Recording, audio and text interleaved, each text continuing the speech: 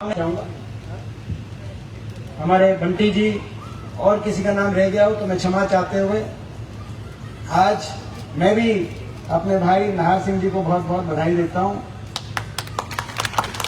क्योंकि चाय का प्रोग्राम था और हम तो कई घंटे लेट 2 बजे इनका टाइम था। मुझे लगता है कि शायद 4:30-5 बज गए होंगे।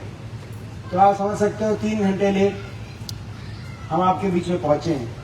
और क्यों पहुंचे हैं, मुझसे पहले उदय भान जी ने आपको सारी बात बताई, जयप्रकाश जी ने आपको सारी बात बताई, क्योंकि चंडीगढ़ में एक बड़ा घोर अन्याय सरकार कर रही है। और वहां पर जब हम पीड़ित परिवार से मिलने, उनका दुख दर्द बांटने के लिए पहुंचे, तो वहां पर जब हमारी आवश्यकता उस परिवार में महसूस करी और कहा कि थोड़ी देर आप यहीं रहो, तो कई घंटे वहां पर उनके बीच में हमें रहना पड़ा, क्योंकि सरकार की तरफ से न्याय वहां नहीं किया जा रहा। जो हमारे एडीजीपी रैंक के इतने वरिष्ठ आईपीएस अफसर पूर्ण कुमार जी को जो आत्महत्या जैसा कदम उठाना पड़ा हो और उसके बाद कोई कार्रवाई नहीं की गई हो, और उसके कुछ विलंब के बाद, देरी के बाद उनकी धर्मपत्नी ने उनके सुसाइड नोट के आधार पर एक कंप्लेंट दी हो चंडीगढ़ पुलिस में, जिस कंप्लेंट में जो कानून व्यवस्था के मुख्य संरक्षक हैं हरियाणा के ऐसे वरिष्ठ पुलिस अधिकारियों को नामित किया हो और जातिगत उत्पीड़न का आरोप लगाया हो, और उस कंप्लेंट पर आगे पिछले 2-3 दिन से कोई कार्रवाई नहीं हुई हो, तो आप समझ सकते हैं कितना घोर अन्याय किया जा रहा है। और केवल न्याय देश चाहता है, सरकार के साथ न्याय होना चाहिए, न्याय देश सरकार से चाहता है। और न्याय का अर्थ है निष्पक्ष जांच हो, जो दोषी हो उस जांच में उसको कड़ी से कड़ी सजा मिले, कोई बेगुनाह हो तो बेगुनाह पे कोई हाथ ना आए, लेकिन कोई दोषी कोई बचे नहीं। निष्पक्ष जांच हो, और निष्पक्ष जांच तब होगी जब ये विश्वास देश का बनेगा कि उस जांच पे को कोई प्रभावित नहीं कर पाएगा, उस जांच पे किसी तरह का प्रभाव नहीं, कोई अपने बड़े पदों पे बैठे हुए लोग उस जांच को प्रभावित करने का कार्य नहीं करेंगे। ये संवैधानिक दायित्व है, और ये केवल ऐसी समाज देश का टकटकी लगाए नहीं, इस देश सरकार की तरफ देख रहा कि न्याय मिले। देश का हर वो इंसान जिसके दिल के अंदर इंसानियत की लौ है, हर वो इंसान जो संविधान में विश्वास रखता है, देश की सरकार से यही चाहता है कि न्याय हो। जिसने अगर गलत किया है तो ऐसा कोई आदमी बचे नहीं, और न्याय होना भी चाहिए, और न्याय होता हुआ दिखना भी चाहिए। मैं ये सवाल पूछना चाहता हूं, देश की सरकार चुप क्यों है? अभी तक कोई बयान देश की सरकार का क्यों नहीं आया? 5वां दिन है आज। करनाल से हमारे सांसद और देश की सरकार में मंत्री और हरियाणा के पूर्व मुख्यमंत्री, आज इतना ही बड़ी बात, इतना गंभीर विषय हरियाणा में आया, लेकिन 5 दिन के बाद भी आज तक खट्टर साहब के मुख से या उनके कोई वक्तव्य से उन्होंने आज तक भी इस बात को लेकर संवेदना तक भी व्यक्त करने के लिए कोई बयान नहीं दिया। मैं समझता हूं कि ये जन संवेदना से लोकतंत्र चला करते हैं। कम से कम संवेदना व्यक्त की जा सकती थी, कम से कम इस विश्वास दिलाया जा सकता था कि न्याय मिलेगा। लेकिन 5 दिन के बाद भी जब कोई एक शब्द उनके मुख से नहीं आया, कोई एक बयान नहीं आया, तो मैं समझता हूं आज पूरा देश जो हरियाणा की तरफ देख रहा है इस न्याय के लिए। और हरियाणा में क्या हाल है मुझे आपको बताने की जरूरत नहीं, हर वर्ग कितना पीड़ित है मुझे आपको बताने की जरूरत नहीं, ये सरकार कैसी बनी वो भी मुझे बताने की जरूरत नहीं, वो भी मैं क्या बताऊं आपको, वो नायब सिंह जी सैनी ने ही बता दिया था। ये सरकार कैसी बनी हरियाणा में, कैसे सरकार बनी, ये उसी दिन खुलासा हो गया था जब चुनाव की गिनती से आज से लगभग 1 साल से कुछ पहले, चुनाव की गिनती से 1 दिन पहले हमारे किसी को बताने की जरूरत नहीं, देश जानता है वो इंतजाम किस बात के इंतजाम थे, वो व्यवस्थाएं किस बात की व्यवस्था थी। वो चुनाव आयोग से मिली भगत करके वोट चोरी के इंतजाम थे। वोटर सूची के अंदर बड़े पैमाने पे गड़बड़ी, जैसा कि कर्नाटक में एक लोकसभा में और महाराष्ट्र के अंदर उसी पैमाने पे हरियाणा के अंदर भी वोटर सूची में गड़बड़ियों से लेकर साम दाम दंड भेद के प्रयोग से लेकर यंत्र मंत्र तंत्र के हर प्रकार के दुरुपयोग से, चुनाव आयोग से मिलीभगत करके, मैनेजमेंट करके और इंतजाम और व्यवस्थाएं करके बनाई हुई सरकार है।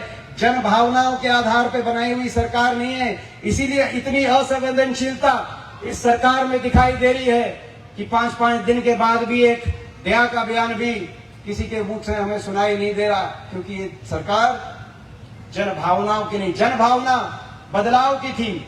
जन भावना ऐसी सरकार को सत्ता से बाहर करने की थी जिस सरकार में देश में सबसे ज्यादा बेरोजगारी हरियाणा में, देश में सबसे ज्यादा नशा आज हरियाणा में, सबसे ज्यादा किसान को प्रताड़ित होना पड़ा किसान आंदोलन में, तो हरियाणा में सबसे ज्यादा कानून व्यवस्था का चौपट। अभी बता रहे थे करनाल के अंदर क्या नजारा है। करनाल के अंदर हर रोज किस तरह की कानून व्यवस्था के धज्जियां उड़ाती हुई घटनाएं सामने आ रही हैं। अगर कानून व्यवस्था सबसे ज्यादा चौपट कहीं दिखाई दे रही है पूरे देश में, वो हरियाणा के अंदर दिखाई दे रही है। आज किसान को मंडियों में पैकात चुनाव को जीतने के लिए कहा गया 3100 देंगे। चुनाव को जीतने के लिए तो बहुत कुछ कहा गया। चुनाव को जीतने के लिए कहा गया कि हर महिला को 2100 देंगे। बाद में कंडीशन लगा दी कि भाई हर महिला को नहीं देंगे। कई कंडीशन ऐसी लगा दी, आपको पता है। किसान को कहा गया 3100 देंगे। 3100 छोड़ो, एमएसपी पे भी किसान अपना अनाज नहीं मंडी पे बेच पा रहा। आज ये स्थिति है। तो आज ऐसी सरकार है जिसने हरियाणा की राजनीति को, हरियाणा कोई विकास की पटरी से नहीं उतारा, काम कुछ किया नहीं इन 11 साल में।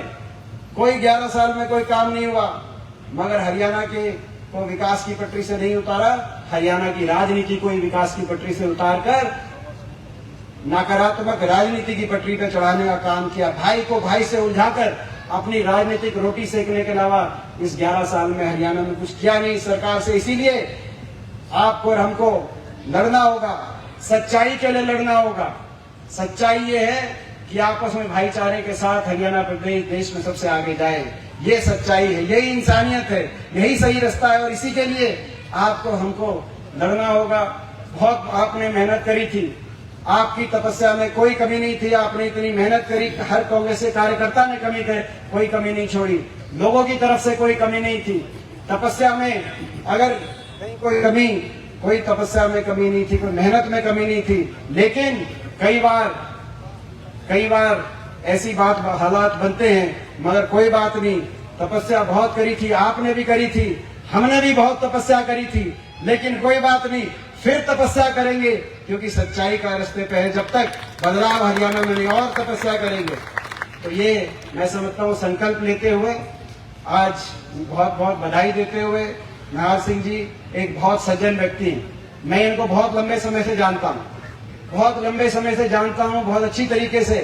इनका पार्टी के अंदर हमेशा इन्होंने ईमानदारी से पार्टी के अंदर हर कार्यक्रम में अपना योगदान दिया है। पार्टी के लिए हमेशा ये खड़े रहे हैं और हर पार्टी के कार्यकर्ता की, नेता की इन्होंने हमेशा इज्जत करी है, मान सम्मान किया है। ऐसे ही मैं समझता हूँ कि जो इनका व्यक्तित्व है वो न सिर्फ प्रशंसा के लायक है, लेकिन अनुशंसा के लायक भी है। ऐसा व्यक्तित्व होना चाहिए। तो भाई नहीं, बिल्कुल भाई साहब का बहुत बहुत मैं बधाई देता हूँ कि भाई बहुत बहुत। और आज भाई चाय का प्रोग्राम था, चाय के प्रोग्राम को आपने, हमें उम्मीद नहीं थी कि भाई चाय का प्रोग्राम, और वो भी 3-3 घंटे लेट। तो ये मैं समझ सकता हूँ कि कितने चाव से आपने आज का प्रोग्राम कराया और कितने चाव से आप सब आए हजारों की संख्या में। वो मैं आप सबका भी बहुत बहुत धन्यवाद। मैं आप सबसे दोबारा पूछना चाहता हूँ, भाई अगर हमारा रास्ता ठीक है तो आप बताओ, एक लड़ाई दोबारा लड़े, एक बिगुल दोबारा बजाएं, एक बार हाथ उठा करके आप लोग बताओ। और भाई सारे प्रेस के सभी से आखिर में सभी प्रेस के साथी भी, ये जो आज घोर अन्याय हो रहा है देश में, एडीजीपी जिनका स्वर्गवास हुआ, एडीजीपी पूर्ण कुमार जी के लिए 2 मिनट का मौन हम सारे खड़े होके उनकी भगवान, उनकी आत्मा को ईश्वर शांति प्रदान करे, उनको न्याय मिले। भाई दीपेंद्र सिंह उठा।